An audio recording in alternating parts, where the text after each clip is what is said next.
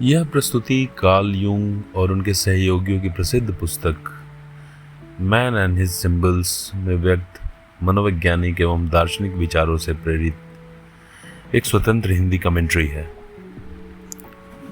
इस प्रस्तुति में सपनों और मानसिक अनुभवों की चर्चा सेल्फ रिफ्लेक्शन के उद्देश्य से की गई है। इन्हें किसी मानसिक बीमारी के डायग्नोसिस अथवा प्रोफेशनल मेडिकल एडवाइस का विकल्प न माना जाए। आज रात जब आप सोने जाएंगे और धीरे धीरे यह दिखाई देने वाली दुनिया आपकी आंखों से गायब होने लगेगी, तब आपके भीतर एक दूसरी दुनिया जागेगी।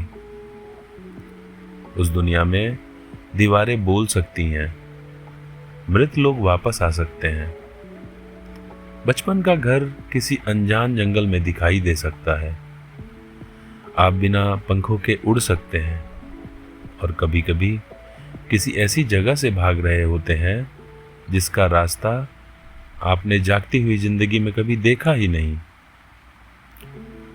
लेकिन प्रश्न यह है, इन सपनों को बनाता कौन है? जब आप सो रहे होते हैं तो आपके भीतर जाग कौन रहा होता है? वह कौन है जो आपके लिए कहानियां लिखता है? वह कौन है जो आपके सामने ऐसे चेहरे लाता है जिन्हें आप वर्षों पहले भूल चुके हैं? और वह कौन है जो कभी एक सांप बनकर, कभी एक अंधेरे कमरे के रूप में, कभी किसी मासूम बच्चे के रूप में और कभी एक डरावने अजनबी के रूप में आपसे कुछ कहना चाहता है? क्या सपने केवल ब्रेन की रैंडम एक्टिविटी है? क्या वे दिन भर की उलझी हुई मेमोरीज का बिखरा हुआ कलेक्शन है? या फिर हमारे सपनों के भीतर कोई ऐसी इंटेलिजेंस काम कर रही है जो हमें हमसे अधिक जानती है? कल्पना कीजिए, आपके मन के भीतर एक विशाल घर है। उस घर का एक छोटा सा कमरा रोशनी से भरा हुआ है। उस कमरे में आपके विचार हैं, आपकी योजनाएं हैं, आपका नाम है, आपकी नौकरी है, आपके रिश्ते हैं और वह सब कुछ है जिसे आप अपने बारे में जानते हैं। यह आपका कॉन्शियस माइंड है। लेकिन इस छोटे से कमरे के पीछे हजारों बंद दरवाजे हैं। कुछ दरवाजों पर आपके बचपन की धूल जमी है, कुछ के पीछे वे भावनाएं छिपी हैं जिन्हें आपने कभी स्वीकार नहीं किया। कुछ कमरों में आपके डर रहते हैं, कुछ में आपकी अधूरी इच्छाएं और कुछ दरवाजे इतने पुराने हैं कि शायद वे केवल आपके नहीं हैं। उनके पीछे पूरी मानवता की पुरानी स्मृतियां, प्राचीन कहानियां, युद्ध, प्रेम, मृत्यु, पुनर्जन्म, नायक, दानव, माँ, पिता और अनंत अंधकार की छवियां सो रही हैं।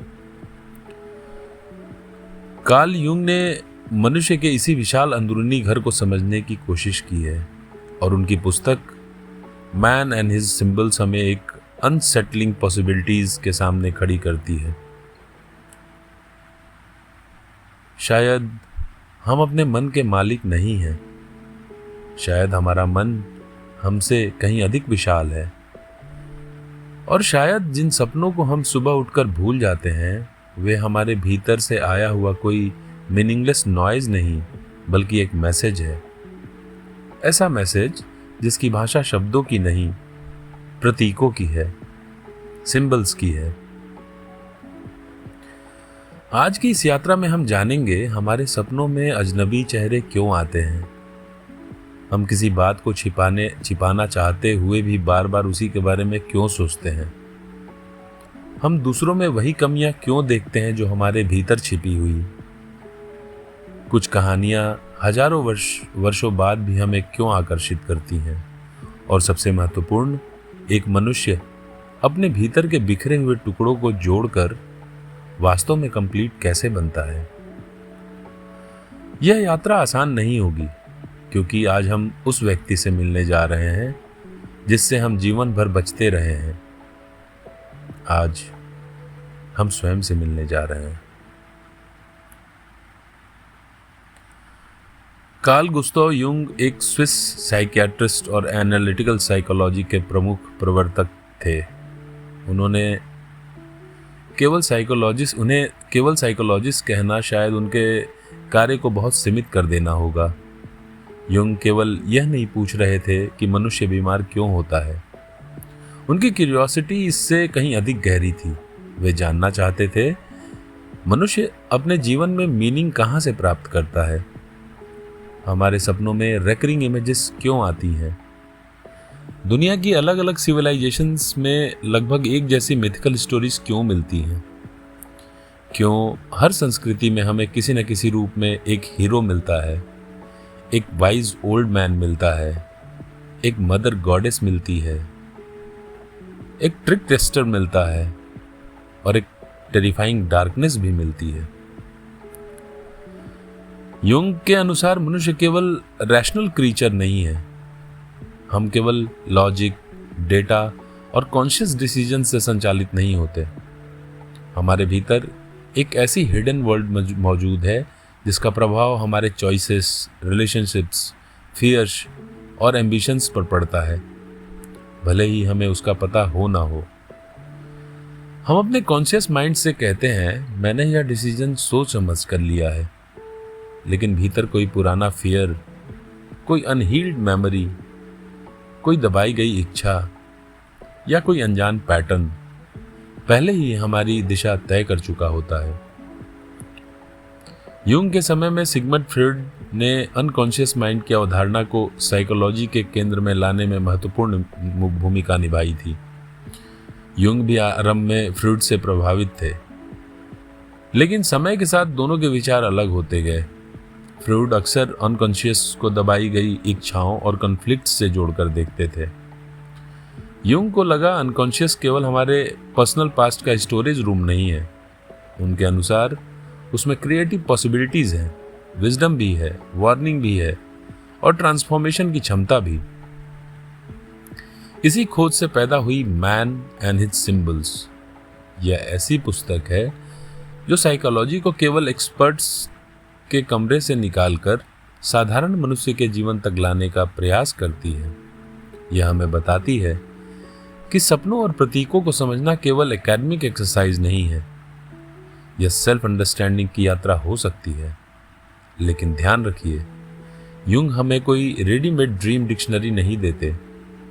वे यह नहीं कहते कि सांप हमेशा यही अर्थ रखता है, पानी हमेशा उसी चीज का प्रतीक है, या मृत्यु का सपना हमेशा किसी एक घटना की भविष्यवाणी करता है। उनके लिए सिंबल कोई मैथमेटिकल फार्मूला नहीं। सिंबल एक लिविंग एक्सपीरियंस है।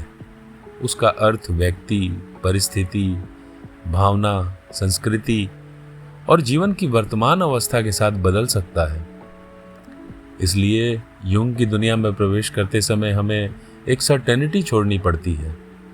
हमें यह स्वीकार करना पड़ता है कि हर महत्वपूर्ण प्रश्न एक फिक्स्ड आंसर नहीं होता। कभी कभी एक इमेज, एक फीलिंग, एक ड्रीम किसी एक्सप्लेनेशन से अधिक पावरफुल हो सकता है। और शायद पहली बार हमें अपने भीतर उठने वाली आवाज़ों को तुरंत जज करने के बजाय उन्हें सुनना सीखना पड़ता है। हम प्रतिदिन हजारों साइंस देखते हैं। ट्रैफिक सिग्नल का लाल रंग कहता है रुक जाइए, हरा रंग कहता है आगे बढ़िए। किसी ब्रांड का लोगो एक कंपनी की पहचान बन जाता है। किसी मैथमेटिकल सिंबल का निश्चित अर्थ होता है। साइन हमें एक नोन इन्फॉर्मेशन देता है, उसकी सीमा स्पष्ट होती है। लेकिन सिंबल अलग होता है। सिंबल किसी ऐसे वास्तविकता की ओर संकेत करता है जिसे हम पूरी तरह शब्दों में बांध नहीं सकते। उदाहरण के लिए, एक सर्किल केवल एक ज्योमेट्रिक शेप हो सकता है, लेकिन वही सर्किल किसी ड्रीम में कंप्लीटनेस, साइकिल, सुरक्षा, अनंतता या सेल्फ का प्रतीक बन सकता है। एक घर केवल ईंट और सीमेंट का स्ट्रक्चर हो सकता है, लेकिन सपने में वही घर आपके पूरे पर्सनालिटी का रिप्रेजेंटेशन बन सकता है। उसका ग्राउंड फ्लोर आपकी ऑर्डिनरी लाइफ, ऊपरी कमरा आपके कॉन्शियस थॉट्स और अंधेरा बेसमेंट आपके अनकॉन्शियस का प्रतीक हो सकता है। साइन का अर्थ समाप्त हो जाता है, सिंबल का अर्थ खुलता जाता है। साइन कहता है मैं यही हूं, सिंबल पूछता है क्या मैं इससे अधिक भी हो सकता हूं।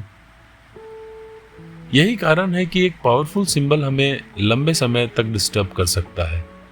हम उसे भूलने की कोशिश करते हैं, लेकिन वह बार बार लौट आता है, किसी पेंटिंग में, किसी कहानी में, किसी ड्रीम में, किसी व्यक्ति के चेहरे में या किसी अचानक हुई घटना में। क्योंकि सिंबल केवल हमारी इंटेलेक्ट से बात नहीं करता, वो हमारी इमोशंस, मेमोरीज, इंस्टिंक्ट्स और इमेजिनेशन सबको एक साथ एक्टिवेट करता है। मान लीजिए किसी व्यक्ति को बार बार सपना आता है कि वह एक ट्रेन पकड़ने की कोशिश कर रहा है, वह दौड़ता है, लेकिन हर बार ट्रेन उससे छूट जाती है। एक सामान्य इंटरप्रिटेशन तुरंत कह सकती है आप लाइफ में किसी अपॉर्चुनिटी को खोने से डरते हैं। यह इंटरप्रिटेशन संभव है, लेकिन क्या यही पूरा अर्थ है? शायद वह व्यक्ति अपनी नौकरी बदलना चाहता है, शायद उसके जीवन में समय निकलता जा रहा है, शायद वह किसी रिलेशनशिप में डिलेड डिसीजन से परेशान है, शायद वह उस दिशा में भाग रहा है जो वास्तव में उसकी है ही नहीं, या शायद ट्रेन कलेक्टिव प्रेशर का प्रतीक है। एक ऐसी जर्नी जिसमें सब लोग बैठ चुके हैं और वह स्वयं तय नहीं कर पा रहा कि उसे उस ट्रेन में बैठना भी है या नहीं। सिंबल हमें आंसर नहीं थमाता, वो हमें डीपर क्वेश्चन देता है, और कभी कभी सही प्रश्न मिल जाना ही हीलिंग की शुरुआत हो सकती है। कल्पना कीजिए कि आप समुद्र में तैरती हुई एक छोटी सी नाव पर खड़े हैं। आपको सतह दिखाई देती है, लहरें दिखाई देती हैं, आसमान दिखाई देता है, लेकिन पानी के नीचे क्या है आप उसे नहीं देख सकते। आपका कॉन्शियस माइंड उस नाव की तरह है और अनकॉन्शियस उसके नीचे फैला हुआ असीम समुद्र। हम सोचते हैं कि जिन बातों पर हमारा ध्यान नहीं है वे समाप्त हो गई हैं, लेकिन ऐसा नहीं है। कई एक्सपीरियंसेस हमारे भीतर रिकॉर्ड होते रहते हैं। किसी कमरे की स्मेल, किसी व्यक्ति की आंखों का एक्सप्रेशन, बचपन में सुना गया एक सेंटेंस, किसी ह्यूमिलिएशन का क्षण, किसी खोए हुए अवसर का रिग्रेट, किसी अधूरी प्रेम का साइलेंट मेमोरी। ये सब कॉन्शियस अवेयरनेस से दूर जा सकते हैं, लेकिन साइके से गायब नहीं होते। कभी वे एंजाइटी बनकर लौटते हैं, कभी इरिटेशन बनकर, कभी अनएक्सप्लेन्ड अट्रैक्शन बनकर, कभी किसी व्यक्ति के प्रति इरेशनल डिसलाइक बनकर, और कभी एक ड्रीम बनकर। मान लीजिए आपका किसी कलीग से छोटा सा डिसएग्रीमेंट हुआ। आप कहते हैं मुझे कोई फर्क नहीं पड़ा। आप अपना काम करते हैं, घर आते हैं, खाना खाते हैं और सो जाते हैं। रात में सपना आता है कि कोई व्यक्ति आपके घर में घुस आया है और आपकी चीजें उलट पुलट कर रहा है। सुबह आप ड्रीम को मीनिंगलेस कहकर भूल जाते हैं, लेकिन हो सकता है कि भीतर का कोई हिस्सा उस डिसएग्रीमेंट को इन्वेजन की तरह अनुभव कर रहा हो। शायद आपकी बाउंड्रीज हर्ट हुई हो, शायद आपको लगा किसी ने आपका सामान छीन लिया। कॉन्शियस माइंड ने बात को सप्रेस कर लिया, लेकिन अनकॉन्शियस ने उसे एक ड्रामेटिक सीन में बदल दिया। अनकॉन्शियस अक्सर एक्सेजरेट करता है, क्योंकि धीमी आवाज को हम सुनते नहीं, इसलिए वह इमेज को बड़ा कर देता है। वह एक मामूली चिंता को तूफान बना सकता है, एक छोटी इनसिक्योरिटी को मॉन्स्टर बना सकता है, एक दबे हुए इमोशन को जलते हुए घर में बदल सकता है। ऐसा इसलिए नहीं कि वह हमें डराना चाहता है, बल्कि शायद इसलिए क्योंकि वह चाहता है कि हम ध्यान दें। जिसे हम दिन में सुनने से इनकार करते हैं, वह रात में प्रतीक बनकर हमारे सामने खड़ा हो जाता है। लेकिन अनकॉन्शियस केवल पेनफुल मेमोरीज का स्थान नहीं, यह क्रिएटिविटी का स्रोत भी हो सकता है। कई बार कोई सोल्यूशन हमें तब मिलता है जब हम प्रॉब्लम के बारे में कॉन्शियसली सोचना छोड़ देते हैं। सुबह उठते ही अचानक आइडिया आ जाता है, चलते समय कोई कनेक्शन बन जाता है, म्यूजिक सुनते हुए किसी क्वेश्चन का आंसर उभर आता है। ऐसा लगता है जैसे मन कोई अनसीन पार्ट बैकग्राउंड में काम करता हो। यह हमारी साइके की हिडन प्रोसेसिंग है। यही कारण है कि साइलेंस, सॉलिट्यूड और रिफ्लेक्शन इतने महत्वपूर्ण हो सकते हैं। जबकि बाहरी नॉइस कम होता है तो भीतर की धीमी आवाजें सुनाई देने लगती हैं। लेकिन मॉडर्न लाइफ में हम साइलेंस से डरते हैं। हम हाथ खाली हुआ नहीं कि फोन उठा लेते हैं। लाइफ में 10 सेकंड मिले नहीं कि स्क्रीन देखने लगते हैं। रात को नींद आने तक कंटेंट कंज्यूम करते रहते हैं। क्यों? क्योंकि शायद साइलेंस में कोई ऐसा व्यक्ति हमारा इंतजार कर रहा है जिससे हम मिलना ही नहीं चाहते। वह व्यक्ति है हम स्वयं। सपने ग्रामर की भाषा में बात नहीं करते, वे इमेजेस की भाषा में बात करते हैं। उनकी भाषा पोएटिक होती है। एक ही दृश्य में पास्ट, प्रेजेंट और फियर तीनों मिल सकते हैं। एक व्यक्ति आपके पिता जैसा दिख सकता है, लेकिन उसकी आवाज आपके बॉस जैसी हो सकती है। जगह आपका स्कूल हो सकता है, लेकिन वहां घटना आपके वर्तमान जीवन से जुड़ी हो सकती है। ड्रीम लीनियर लॉजिक का पालन नहीं करता, क्योंकि अनकॉन्शियस में कोई न्यूज़पेपर रिपोर्ट नहीं लिख रहा। वह इमोशन को इमेज में बदल रहा है। मान लीजिए कोई महिला सपना देखती है कि वह अपने पुराने घर में वापस आ गई। घर बाहर से बिल्कुल वैसा ही है, लेकिन अंदर प्रवेश करते ही उसे एक नया कमरा दिखाई देता है। वह कमरा वास्तविक घर में कभी था ही नहीं। दरवाजा बंद है। उसे डर भी लगता है और क्यूरियोसिटी भी होती है। यह कमरा क्या है? क्या यह कोई नई पॉसिबिलिटी है? क्या पर्सनालिटी का कोई हिस्सा है जिसे उसने कभी एक्सप्लोर नहीं किया? क्या कोई टैलेंट है जिसे वर्षों से बंद रखा गया? क्या कोई पेनफुल मेमोरी है, या क्या जीवन के अगले फेज का एंट्रेंस है? ड्रीम यह तय नहीं करता कि सही आंसर कौन सा है। वह ड्रीमर को उस दरवाजे तक ले जाता है। उसे खोलना जागती हुई जिंदगी का कार्य है। ड्रीम इंटरप्रिटेशन का सबसे बड़ा डेंजर है जल्दबाजी। हम इंटरनेट पर सर्च करते हैं सपने में पानी देखने का अर्थ, और हमें 10 फिक्स्ड मीनिंग्स मिल जाते हैं। धन आने वाला है, समस्या आने वाली है, यात्रा होगी, मनोकामना पूरी होगी। लेकिन जंजियन अप्रोच में ऐसा फिक्स फॉर्मूला पर्याप्त नहीं। पानी किसी के लिए शांति हो सकता है, किसी के लिए बचपन की मेमोरी, किसी के लिए ड्रॉनिंग का फियर, किसी के लिए स्पिरिचुअलिटी, किसी के लिए अनकंट्रोलेबल इमोशन, किसी के लिए जीवन का मूल स्रोत। ड्रीम का अर्थ समझने के लिए हमें पूछना चाहिए, इस इमेज में मेरा पर्सनल कनेक्शन क्या है? सपने में मेरी फीलिंग क्या थी? मेरी वर्तमान लाइफ सिचुएशन क्या है? यह सिंबल मेरे लिए किस मेमोरी को जगाता है? क्या यह ड्रीम किसी अनकॉन्शियस एटीट्यूड को बैलेंस कर रहा है?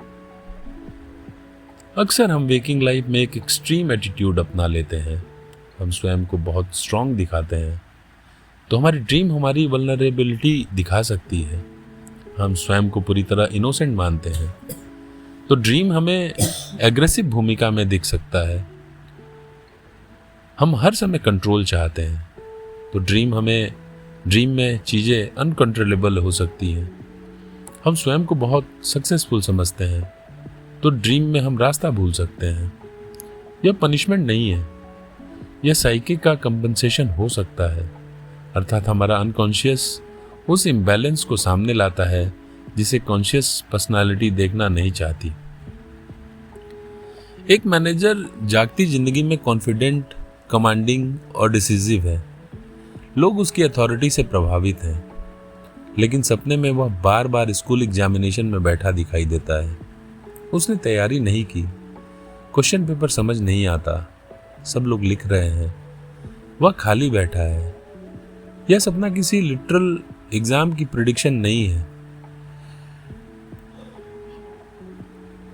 शायद उसके अंदर हिडन इनसिक्योरिटी है।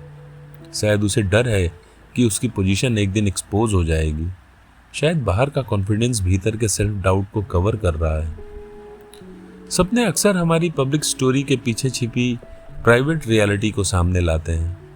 वे हमें इंसल्ट नहीं करते, वे हमें कंप्लीट करना चाहते हैं।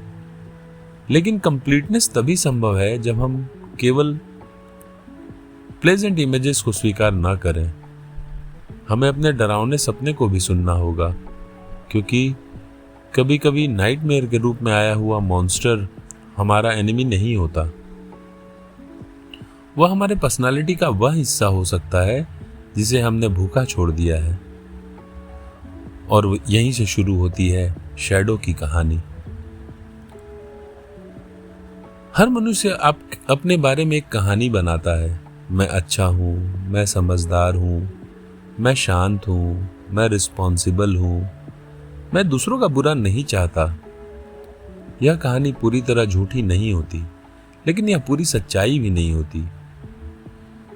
समाज हमें बताता है कि कौन से गुण एक्सेप्टेबल हैं और कौन से नहीं। बचपन में हमें कहा जाता है गुस्सा मत करो, रो मत, जिद मत करो, डरो मत, सेल्फिश मत बनो, जोर से मत बोलो, क्वेश्चंस मत पूछो। धीरे धीरे हम पर्सनालिटी के कुछ हिस्सों को बाहर दिखाते हैं और बाकी को अंधेरे में धकेल देते हैं। वही अंधेरा हिस्सा शैडो कहलाता है। शैडो केवल एविल नहीं है, यह वह सब कुछ है जिसे कॉन्शियस आइडेंटिटी अपने साथ जोड़ना नहीं चाहती। इसमें जेलसी भी हो सकती है, एंगर भी हो सकता है, ग्रीड भी हो सकती है, लेकिन इसके भीतर करेज भी छिपा होता है, क्रिएटिविटी भी, हेल्दी एग्रेशन भी, अपनी बाउंड्री रखने की क्षमता भी, स्पॉन्टेनिटी भी, और वो फ्रीडम भी जिसे हमने दूसरों को खुश करने के लिए दबा दिया। एक बहुत विनम्र व्यक्ति अपनी एंगर को शैडो में ढकेल सकता है। वह कभी सीधे नहीं कहता, सबकी मदद करता है, हर बात मान लेता है। बाहर से वह बेहद काइंड दिखाई देता है, लेकिन धीरे धीरे उसके भीतर रिसेंटमेंट जमा होता रहता है। फिर एक दिन किसी छोटी सी बात पर वो एक्सप्लोड कर जाता है। लोग कहते हैं यह अचानक क्या हो गया, लेकिन कुछ भी अचानक नहीं हुआ था। शैडो वर्षों से दरवाजा खटखटा रही थी। एक दूसरा व्यक्ति स्वयं को बहुत रैशनल मानता है। वह इमोशंस को वीकनेस समझता है, लेकिन उसे ऐसे लोगों से इरेशनल इरिटेशन होती है जो ओपनली इमोशनल है। क्यों? हो सकता है वह दूसरों में अपने उसी हिस्से को देख रहा हो जिसे उसने स्वयं में दबा दिया है। इसे प्रोजेक्शन कहा जाता है। हम अक्सर अपनी शैडो को सीधे नहीं देखते, हम उसे दूसरे लोगों के चेहरे पर प्रोजेक्ट करते हैं। किसी व्यक्ति की कॉन्फिडेंस हमें एरोगेंस लगती है क्योंकि हम स्वयं कॉन्फिडेंस व्यक्त नहीं कर पाते। किसी की फ्रीडम हमें इररिस्पॉन्सिबिलिटी लगती है क्योंकि हमने स्वयं को रूल्स में बांध रखा है। किसी की सक्सेस हमें अनडिजर्व लगती है क्योंकि भीतर हम अपनी निष्क्रियता से दुखी हैं। किसी का एंगर हमें अनबियरेबल लगता है क्योंकि हम अपने एंगर को स्वीकार नहीं करते। इसका अर्थ यह नहीं है कि हर क्रिटिसिज्म प्रोजेक्शन है। दूसरे लोग वास्तव में गलत भी हो सकते हैं, लेकिन जब किसी व्यक्ति के प्रति हमारी रिएक्शन सिचुएशन से बहुत अधिक इंटेंस हो तो हमें रुककर पूछना चाहिए, इस व्यक्ति में ऐसा क्या है जो मेरे भीतर कुछ एक्टिवेट कर रहा है। शैडो वर्क का अर्थ अपनी हर डार्क इंपल्स को फॉलो करना नहीं। यह क्रूरटी को जस्टिफाई नहीं करता, यह क्रुएलिटी को जस्टिफाई नहीं करता। यह कहना नहीं कि यही मेरी रियल सेल्फ है, इसलिए मैं जो चाहूँगा करूँगा। शैडो इंटीग्रेशन का अर्थ है अपने भीतर मौजूद एनर्जी को कॉन्शियस रिस्पॉन्सिबिलिटी के साथ पहचानना।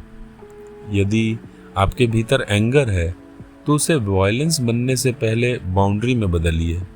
यदि जेलसी है तो उससे पूछिए कि वह किस अधूरी इच्छा की ओर इशारा कर रही है। यदि फियर है तो उसे कमजोरी कहकर दबाने के बजाय समझिए कि वह किस चीज की रक्षा कर रहा है।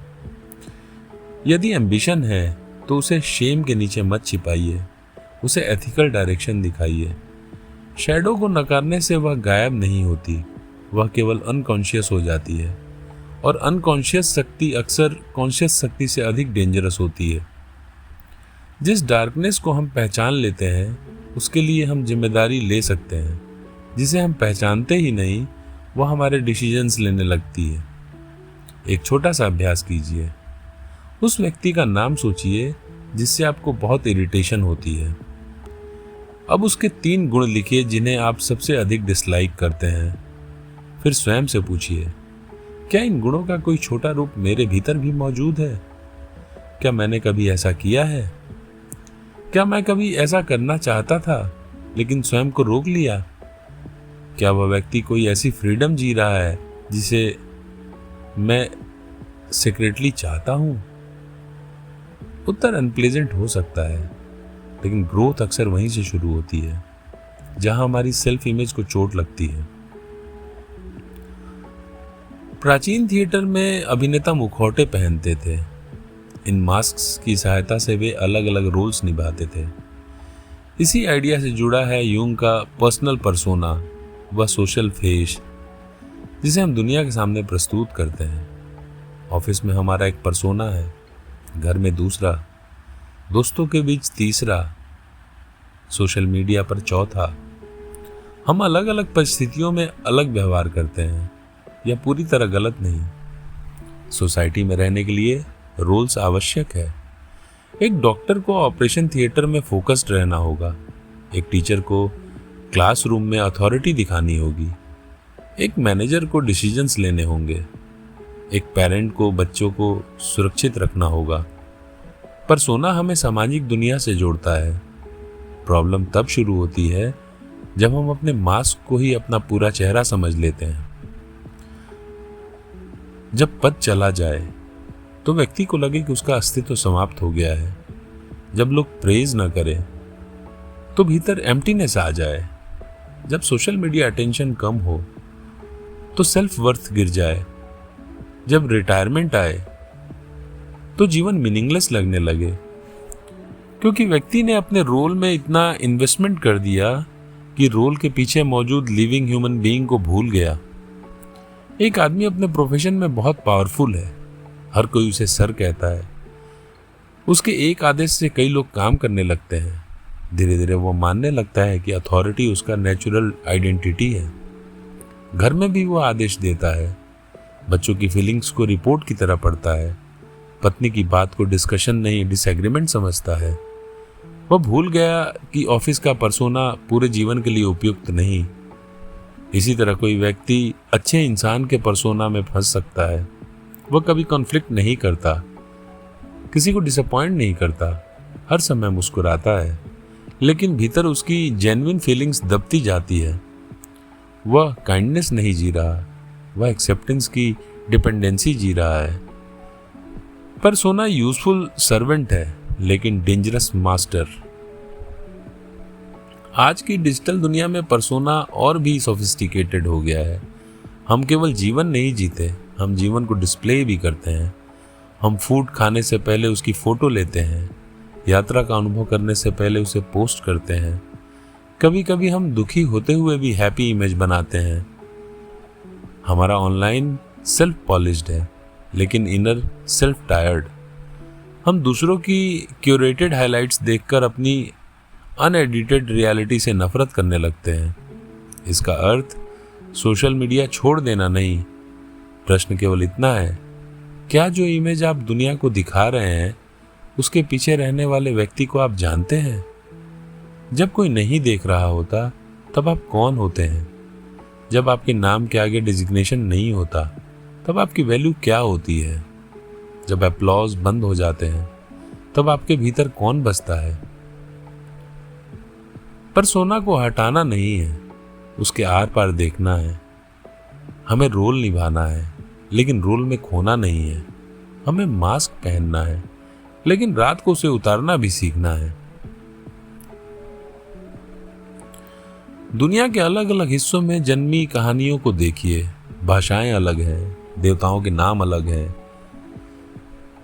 ज्योग्राफी अलग है, लेकिन पैटर्न्स आश्चर्यजनक रूप से परिचित लगते हैं।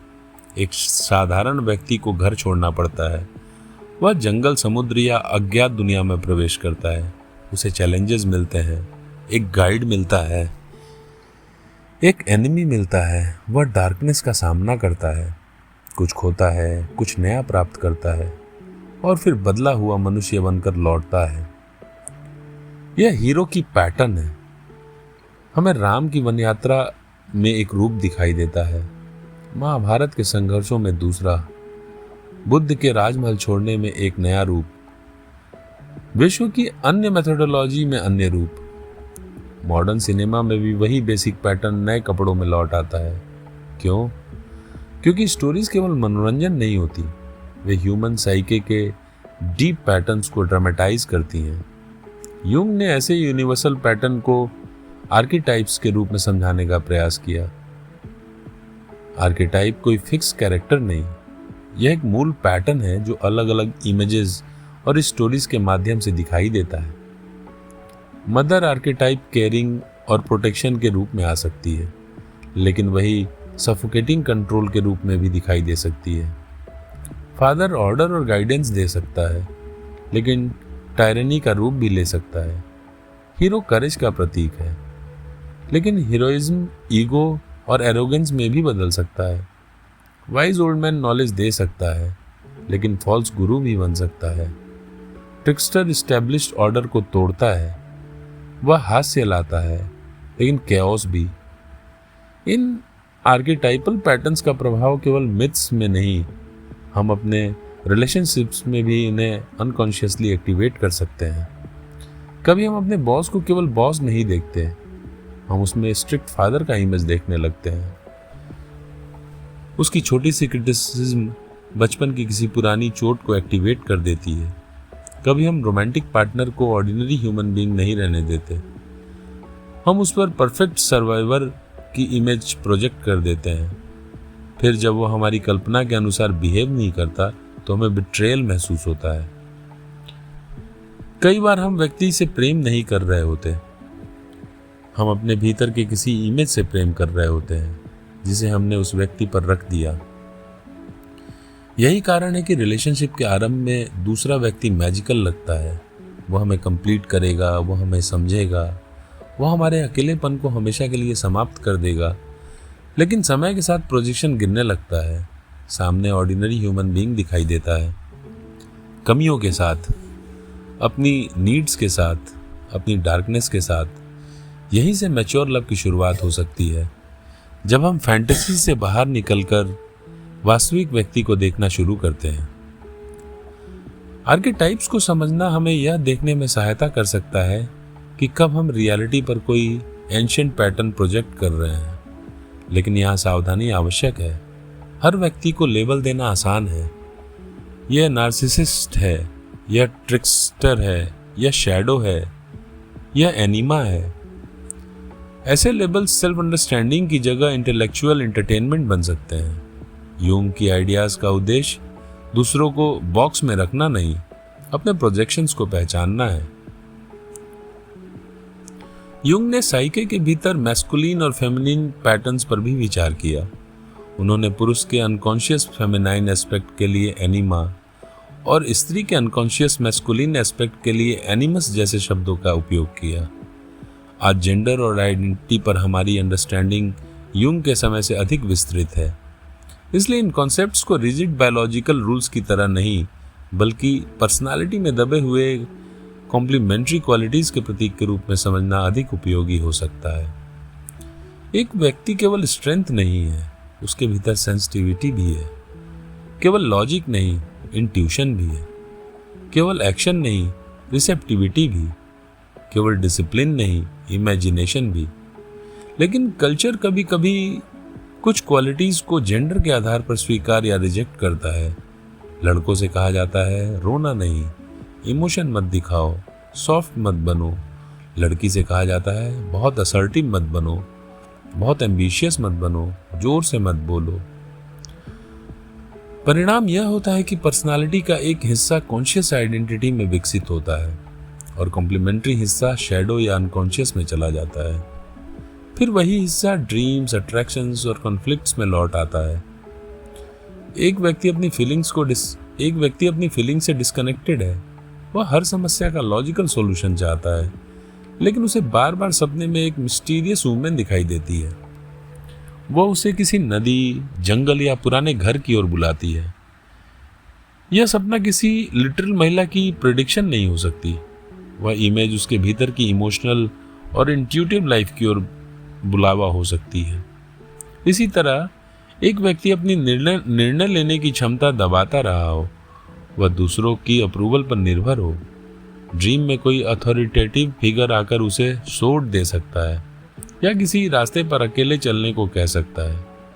यह इमेज एजेंसी, डायरेक्शन या असर्टिवनेस की इमर्जिंग क्वालिटी का प्रतीक हो सकता है।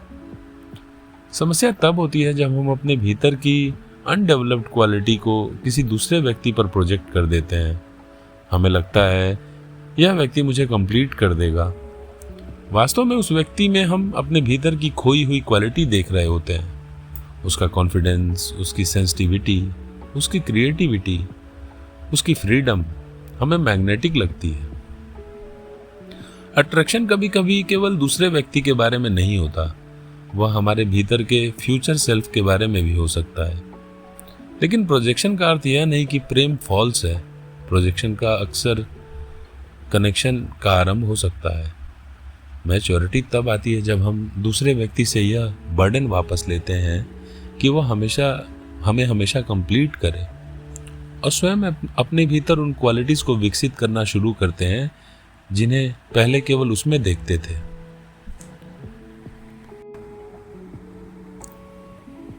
तो अब तक हम अपने सपनों के सिंबल से गुजरे, शैडो से मिले, पर्सोना के पीछे छिपे चेहरे को देखा और उन आर्किटाइप्स को समझा जो शायद हजारों वर्षों से मनुष्य के भीतर जीवित है। लेकिन असली प्रश्न अब शुरू होता है। जब आप अपने भीतर छिपे इन हिस्सों को पहचान लेते हैं, तो क्या आप वही पुराने व्यक्ति बने रहते हैं? क्यों जीवन में कुछ एंडिंग्स सिर्फ अंत नहीं होते? क्यों कभी कोई रिलेशनशिप, कोई करियर, कोई आइडेंटिटी टूटती है और उसके बाद एक नया आप जन्म लेने लगता है? कार्ल यूंग की यात्रा अब हमें एक और गहरे दरवाजे तक ले जाती है। मृत्यु, पुनर्जन्म और ट्रांसफॉर्मेशन। पार्ट 2 में हम जानेंगे मनुष्य अपने बिखरे हुए हिस्सों को जोड़कर होल कैसे बनता है, संपूर्ण कैसे बनता है। इंडिविजुएशन क्या है, सपनों को प्रैक्टिकली कैसे समझें, और सबसे रहस्यमय प्रश्न क्या होगा यदि आपके सपनों का मॉन्स्टर वास्तव में आपका दुश्मन ना हो? यदि वह आपके भीतर छिपी किसी ऐसी शक्ति का रूप हो जिससे आप अब तक भागते रहे हैं, तो इस यात्रा को यहीं समाप्त मत समझिए। हमने अभी केवल दरवाजा खोला है। असली अंत यात्रा पार्ट 2 में शुरू होगी। यदि आप पार्ट 2 के लिए तैयार हैं तो कमेंट में लिखिए अंतर यात्रा। मिलते हैं अगले भाग में। नमस्कार।